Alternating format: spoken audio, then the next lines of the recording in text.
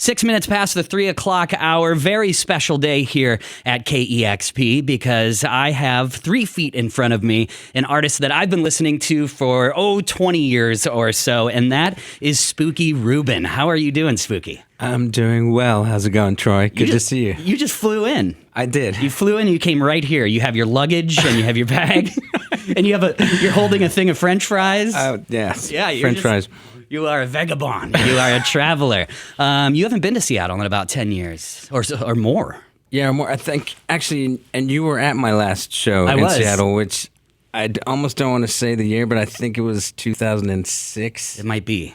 At the Tractor Tavern. Yeah, we got a little older since then. Yes, we did. But we're looking pretty damn dapper, I gotta say. Troy, you look amazing. You look fantabulous. Beautiful.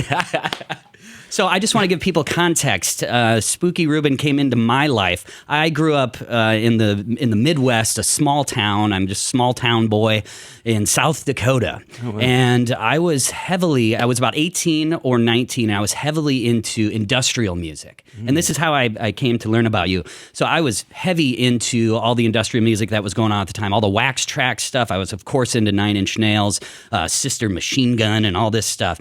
And that is why I bought your album. And so I'm looking at this album. I'm in my only record store, and I see this bizarre album cover, and I notice that it's on TVT Records. And I'm like, well, Nine Inch Nails, Pretty Hate Machine. And so I'm thinking it's going to be this industrial record. And I had no idea what it sounded like. So I put it in, and you have that sort of big epic instrumental, Terra Magnifica, and it's almost like this orchestra, and it's just building up to the song These Days Are Old. And These Days Are Old kicks in, and I hear this, and I was like, what the hell is this? I have to be honest with you. I almost drove around the block to return it because I was like, this sounds so bizarre. This is not industrial music.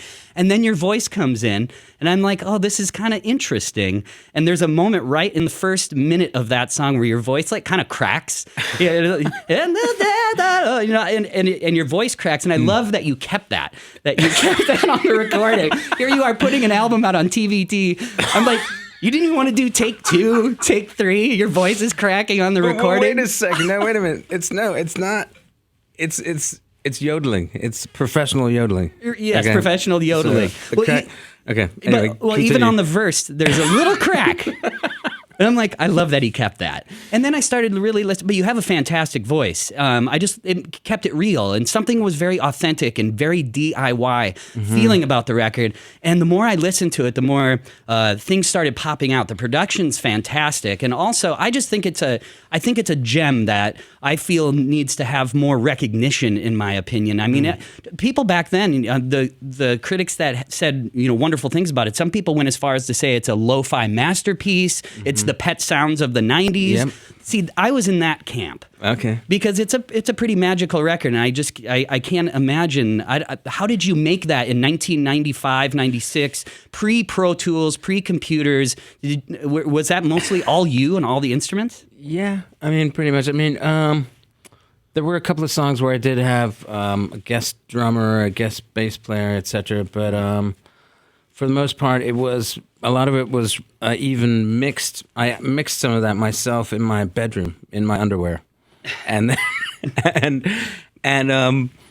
it was literally, the journey from recording the album in my bedroom and then 2 years later being on stage live in Tokyo with 800 people singing all my lyrics was, I feel like I'm appreciating that now more than when I was going through it because I didn't really know any other way. Yeah. I just thought that's normal.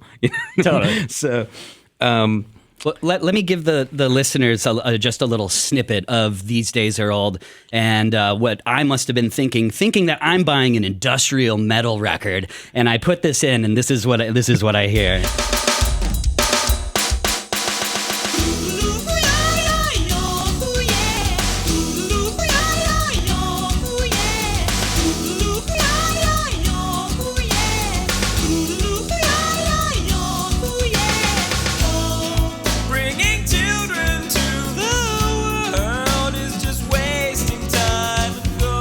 Magical. Thank you. It was so strange to me, and what I call it now is I think it's really an avant pop avant indie pop record, indie pop rock, avant indie pop rock. I mean, it goes everywhere. There's so many different vibes on here. Crystal Cradle, a beautiful song with that big splash sample when the song kicks in, and it's almost like evil when it comes in with your voice goes down here, and then it's up there, and right. yeah, so it's fantastic. And you've been continuing to make music. What's going on with you right now? Well, right now, in fact, today, I'm playing a show in Seattle. So it's and my new show. I've had maybe 5 different versions of my live performance. So I've had either like a 5-piece band with drums, keyboards, guitars, etc., trumpet, and then I've also done a duo acoustic version, and then I've done a trio, rock trio kind of thing. Anyway, what the thing that I've been building up this year is I've put together a live solo. It's almost, you could call it a solo video karaoke set, and I'm going to be debuting that in Seattle tonight. Woo! And I think you guys everyone should come out. Come down to the show. I mean, I think the doors are open at 9:30, and I go on right at 10 p.m.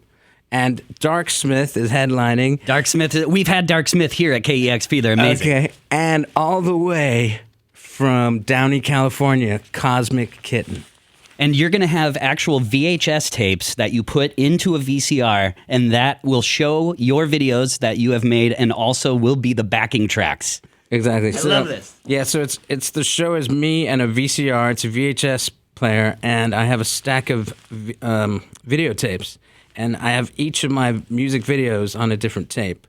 And sometimes we'll see what happens tonight, but sometimes I ask people from the audience to take a tape and, surprise me which one they're going to put into the VCR. So.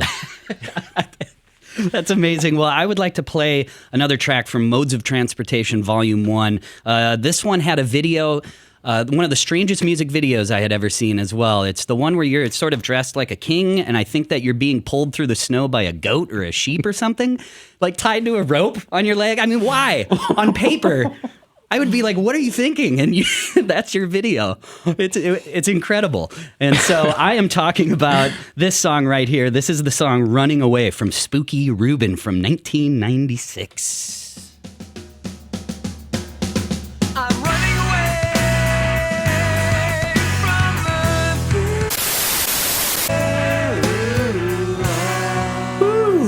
I was just singing at the top of my lungs there. That is Spookey Ruben. Actually, I keep saying 1996. That's 1995. I was a senior in high school, and I heard this avant pop brilliance. That song's called Running Away. Once again, from the album Modes of Transportation, Volume 1. You can see Spookey Ruben tonight at the Rendezvous with Dark Smith, and what was the other band? Cosmic Kitten. Cosmic Kitten. Is there anything else you want to let people know before we go?